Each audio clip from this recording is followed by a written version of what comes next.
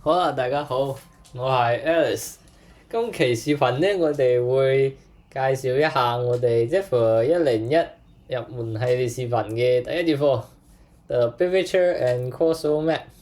我會詳細介紹一下我哋嘅課程設計啦，同埋 Zephyr 一啲比較重要嘅特性。好。首先嚟簡單咁介紹一下我自己，你可以叫我 Alice 或者叫我 Circus，Circus 係我個ID 名。我係一個對於 Embedded Development 比較感興趣嘅人啦，同時係喺度探索緊 Zephyr 呢一個實時作業系統。如果你感興趣嘅話呢，就不妨嚟關注一下我個 blog 同埋我個 GitHub。如果你有任何對於課程上邊嘅見解建議，或者我有不足嘅地方、有錯誤嘅地方呢，都可以用電郵嘅形式嚟傳俾我，我都會逐一查看同埋回覆嘅。首先，我想講一下我個人對於呢一個係視頻嘅一個設計上面嘅考慮啦。我哋啲視頻都係比較之輕鬆愉快嘅，係一個我哋以興趣驅動嘅一個形式。就好似我哋呢一部動畫片入邊三個女仔屎咁樣，就係一種玩玩食食嘅日常風之類嘅感受啫。所以就引申出咗我哋第一個問題。搞錯咗，唔係問題啫。即係我哋先講課程設計啦，咁啊，我哋嘅設計目標有一個主線同埋一個支線。唔可以話一個支線咧，應該好多支線。所以我哋嘅主線咧就係一個功率監測嘅模塊，我哋要測佢嘅電壓電流，就係咁簡單嘅事情啫。我哋使用嘅開發版係微部呢一個 Blackpill 32F4A1呢一個咁嘅最小系統版。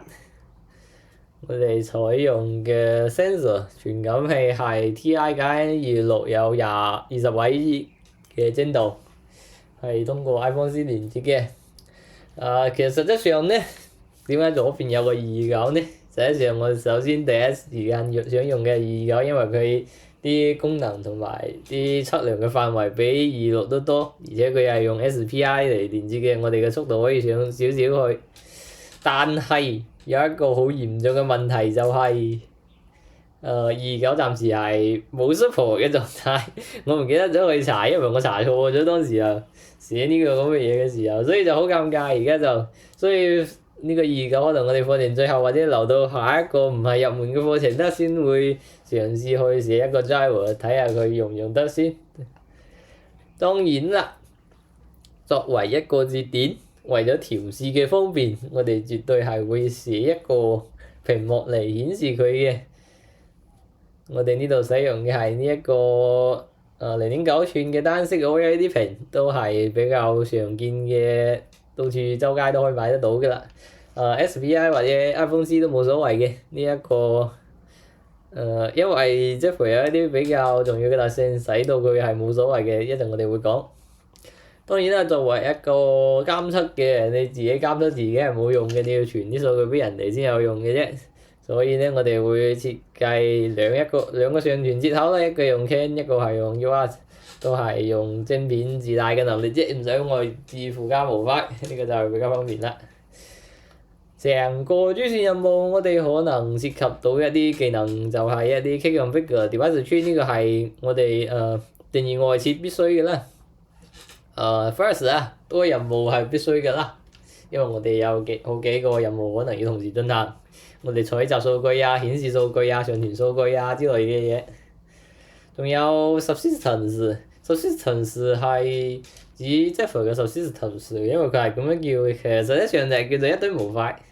比如你 sensor 調用，如果你寫個 Python 嘅話，你就叫做 import 乜乜嗰啲咁嘅之類嘅意思啦。sensor 有個叫做傳感器，display 呢你可以設計 LVGL。uplink 呢個就係 shell 同埋 logging 系統嘅，因為係屬於日誌之類嘅啫。仲有就係因為啲程式唔係，即係啲 thread 之間要通訊，所以要有個 bus 作為一個總線系統。我哋可能採用嘅係即 bus 一個自帶嗰個 bus 系統啫。當然啦，佢屏幕有可能係需要一啲 button，即係按鍵之類嘅 button 用嘅係 input。準確嚟講叫 GPIO input。所以咁就冇啦。因為佢係冇無線發射接收功能嘅，所以我哋暫時就唔去考慮同無線相關嘅功能啦。同無線相關嘅功能咧，可能會喺下一個系列，即係用 NRF54嗰一個係當中可能會詳細介紹一下先。仲有我哋會使用個即係 test 作一個單元測試嘅功能啦。當然可能仲有我遺留咗其他嘅我唔記得咗嘅，或者係以後先會講到嘅啦，都冇乜所謂嘅，呢啲都係啊。我哋嘅支線任務咧，其實主要上嚟講咧，就係我哋感興趣嘅，我哋會探索一下佢背後係點實施嘅，具體實施嘅思想啊、原理啊，佢解決咗咩問題啊、解決嘅問題嘅思路啊之類嘅呢一啲嘢啫。好似我 PPT 做錯咗，應該呢個擺喺前面先啱嘅。所以如果你適合我呢一種咁嘅風格嘅話，而且你又有少少思源嘅基礎啦，又覺得嗰個 While2 呢種形式已經滿足唔到你啦，又有信心可以掌握到好多好複雜嘅配置，又有興趣去了解，咁就可能就比較適合啦。點解有？當然啦，係有另外一部分叫做唔適合嘅。如果你實際上係冇接觸過呢一個 microcontroller 呢一個嘢嘅，我個人建議去揾個比較啲入門少少嘅視頻去睇下先。或者係你唔中意用 command line tools 或者用 Linux 嘅，咁就唔好勉強啦。你中意嗰種比較死板嘅上課教書嗰種形式咧，我個人係唔係好接受。或者係你實在唔想有任何嘅抽象，就想去讀寫你啲 register 嘅，咁我哋呢個課程可能主要嘅目標就唔係你啦。所以講咗咁多廢話咧，究竟乜嘢係 Zephyr？好多人有唔同嘅見解啦。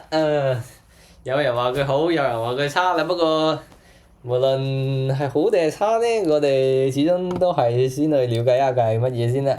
你可以上 Google 求其睇下都有介紹嘅啫。呢個右手邊呢個咧係維基百科對佢嘅介紹。係一個小型嘅即時作業系統，用於資源受限嘅嵌入式互聯裝置啦，支持好多種架構。由 Approach 2.0許可證。當然啦，你可能完全唔了解呢幾個 terms 究竟具體指咩意思啦。所以咧，我個人就嚟總結一下佢先。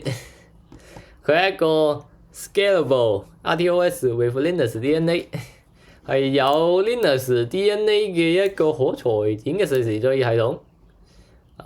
聽到成嚿雲咁啦，我哋拆開呢幾個詞嚟解釋一下先。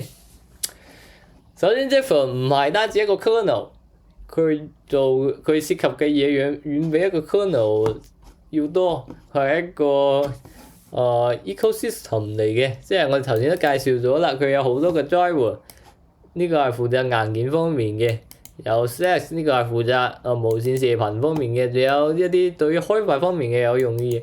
當然啦，仲有好多佢頭先我哋涉及到嘅 JBus 啦，即係消息總線啦，仲有 Flash 啊，即係多任務呢啲之類嘅嘢。總嘅嚟講，夾埋一齊咧，先叫做一個叫做 Zephyr RTOS 呢個 project。佢呢個 project 咧，所用到嘅兩項工具 Kconfigure Device Tree 都係喺 Linux 嗰邊偷翻嚟嘅啫，亦都係經過驗證嘅。Kconfigure 咧主要係負責一啲軟件上邊嘅可選項嘅配置，即係你可以選擇開或者關某一個上邊我哋提到呢啲 subsystem， 即係個 login 可以係單獨關閉嘅。即係為咗空間嚟着想啦，呢啲都係啊。Device Tree咧係為咗適應唔同嘅硬件嚟着想嘅，即係佢令到我哋可以一陣我哋會講呢兩個功能啦。Zephyr 其實唔係由任何一個廠商，即係硬件廠商嚟主導嘅。其實佢一開始咧應該係由 Nordic 同埋 Intel 嚟主導嘅，但係而家暫時呢個 kernel 部分似乎係好似 Intel 啲人嚟主導得多，所以佢同我哋任何一啲呢啲咁嘅晶片廠商係利益無關嘅，可能算係啊。License，有好多人考慮呢個 RTOS 嘅時候會考慮一個許可證嘅問題，即係喺商用嘅時候，我哋使唔使將我哋嘅代碼開源呢個問題？使用 Zephyr 嘅話係唔使開源嘅，因為佢呢個許可證係比較寬鬆嘅，所以總嘅嚟講咧，我哋就係知道咗 Zephyr 可能係一個為咗嗰啲唔可以用 Linux 嘅嘢而設計嘅一個令 Linux 樣嘅個系統，可能係咁樣解釋，可能比較之明白啲。所以我哋由三個角度嚟解釋下我啲見解啦。第一個係我哋個 Apple Developer，即係喺Zephyr 嘅理念當中咧，佢係分成咗三大部分嘅，實質上嘅。最上邊嘅咧，即係好似你而家啲 OS 都係咁樣嘅，即係個 OS 即係 kernel space 上面係個 user space， 你而家就約等於喺個 user space 入邊嘅，但係佢冇限制你用嗰啲 supervisor 嘅嘢。不過當然啦，佢係其實有一個真 user mode 嘅，得呢個我哋而家暫時唔討論啦。咁即係類似咁嘅分層，上面係應用，下邊係個系統，系統最下邊先係硬件。所以我哋從最上層呢一個app developer 嘅perspective 嚟睇，佢係一個比較之豐富嘅模塊啊、子系統啊，有一個標準嘅接口啊，呢啲都係比較有助於我哋嘅工作效率嘅啦。佢模塊有好多，比如話我哋嘅無線連接啦，我哋嘅日誌啊、本地嘅文件系統啊之類嘅嘢。佢雖然話係有眾多呢啲咁嘅模塊，但係佢都係遵守一個公開嘅定義嘅統一嘅 API 接口。比如話，無論你底下邊用嘅乜 sensor 咧，佢都可以用 sensor simple fetch 呢一個嘢從你啲 sensor 入邊讀出數據，咁就唔使單獨又話寫邊個位讀邊個位呢，咁好尷尬嘅問題啦。當然啦，佢哋係 Fixes compatible 嘅。Fixes compatible 即係 Fixes 兼容 Fixes 呢個有咩好處咧？佢唯一個好處可能就係你可以用 open 乜乜呢類嘅。如果你寫個 C，你又 open 過同埋 roll 過嘅話，你就會知道呢幾個嘢係攞嚟做乜用嘅啦。其實你成日支持你用呢一類咁嘅函數嘅接口嚟讀一啲文件同埋寫一啲文件，或者係 socket 啦，socket 都係比較之有用嘅嘢啦，網絡層經常會用到嘅。一個講晒啊！我哋個 app developer 咧，而家咧就無需關心我哋底下邊具體究竟佢個硬件點樣驅動、點樣讀、點樣去同步啊之類嘅嘢，全部都無需關心啦。我哋只需要關心我哋個業務邏輯啦，即係我哋讀咗佢之後應該做乜嘢呢一個嘢，同埋點調度我哋所有呢啲去讀呢啲任務呢一方面嘅啫。與之相對嘅呢，就係我哋會提到嘅叫做 hardware engineer。我哋提到咗佢係分三層嘅，一個係 hardware，一個係系統，一個係 user 你自己個 Apple。我哋而家就嚟到咗最低呢一層啦。有好多人會話，如果我唔喺我嘅 App 入邊定義呢啲咁嘅，佢具體喺邊一個篇，具體喺邊一個 iPhone 嘅 address 咁點算好呢？咁佢哋梗係話另外揾一個地方俾你嚟定義㗎啦，唉呢啲嘢。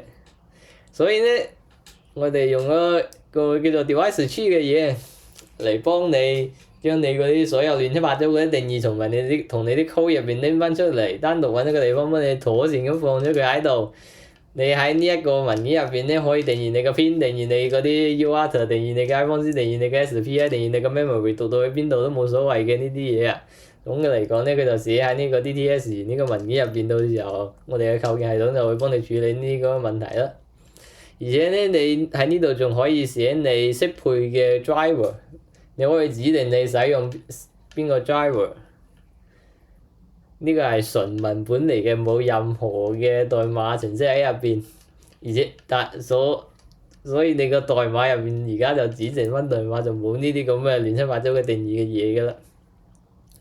第二項咧就係呢個 Kconfigure， 你又可能會有另外一個見解，就係佢有咁多個 subsystem， 我究竟係點樣開關啲 subsystem 咧？又將啲configure 又抌喺啲 code 入邊，咁話約等於上一步做嗰啲嘢，又約等於冇用嘅啫。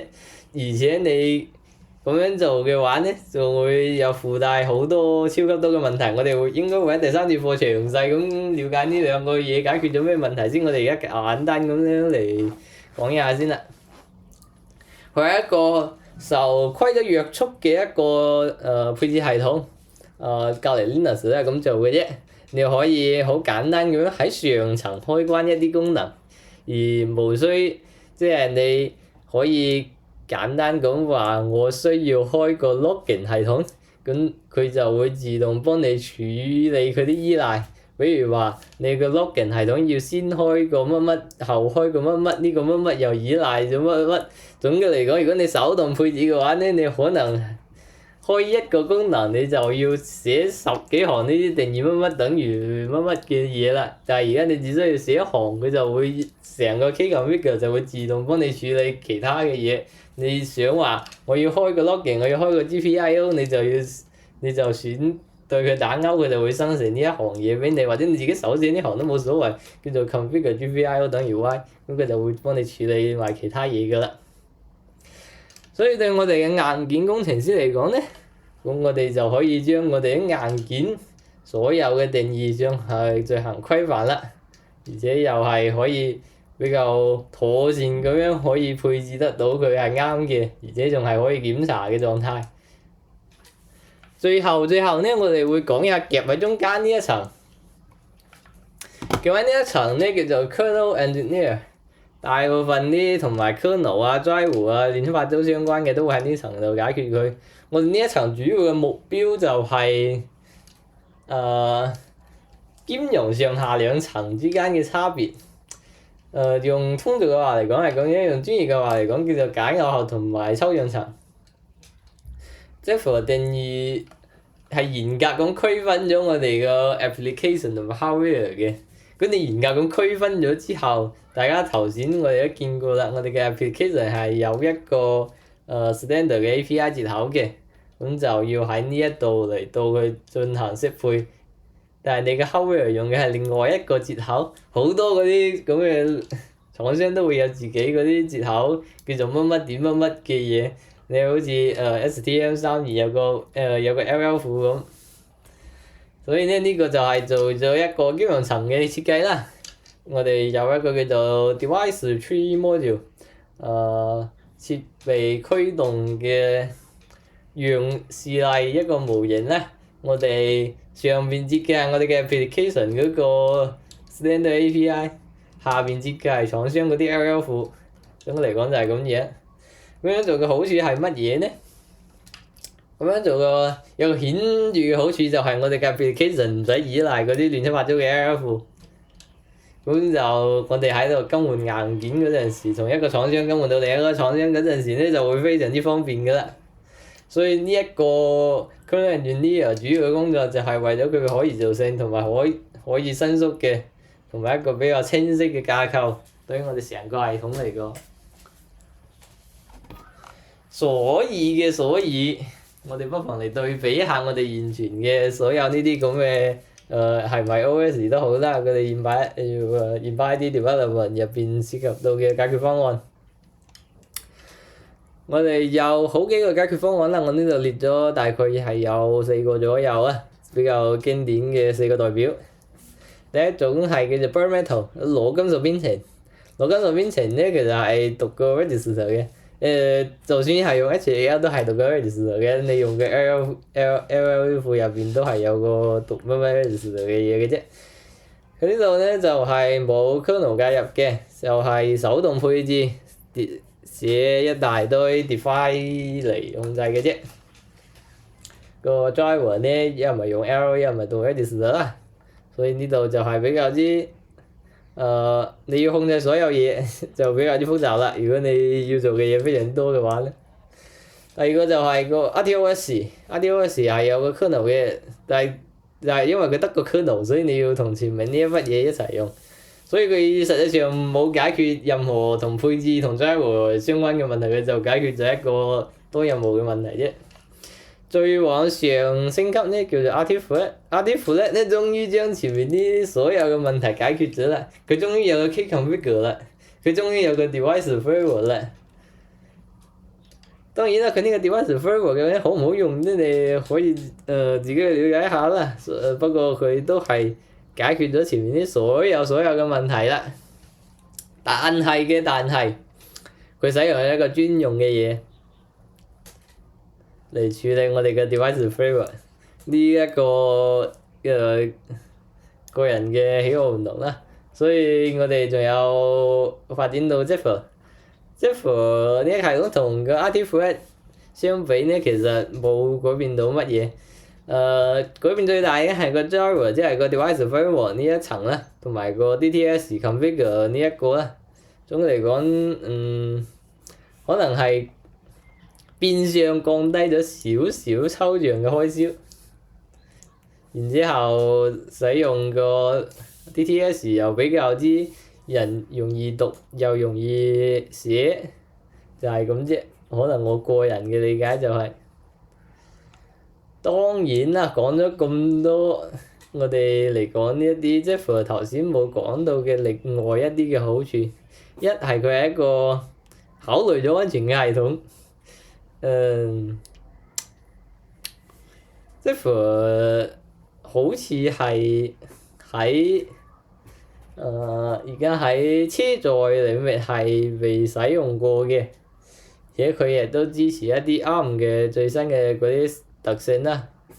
因為 ARM 而家係M33之後呢啲比較先後出呢啲晶片係有個security boot 功能，即係佢有個 trust zone 就支持 security boot 啦，又支持 TE 啦。第二個咧就係因為 Zephyr 係由 Linux Foundation 管理嘅啦，你可以喺佢哋嘅官方網站上面查得到，所以呢個就唔會有我哋設備廠商專門嚟整蠱作怪咁。最後就係有一個非常之好用嘅工具叫做 Wes。Wes 其實一個係個 Python script 嚟嘅，佢係結合咗 Git 啊或者係其他亂七八糟嘅嘢，佢總之係做咗一層 wrapper。做咗一層 wrapper 之後，咁就梗係方便咗我哋唔使成日去操控嗰啲底層嗰啲工具啦。而且佢呢度有一個功能，我哋下一節課會講到，叫做佢有個依賴管理嘅 manifest 嘅基於清單嘅一個系統，佢就徹底告別咗我哋要到處去揾嗰啲依賴地獄啦。呢個就係我個人認為佢比較之好用嘅地方。當然啦，你有好嘅係有壞啦，天下沒有免費的午餐。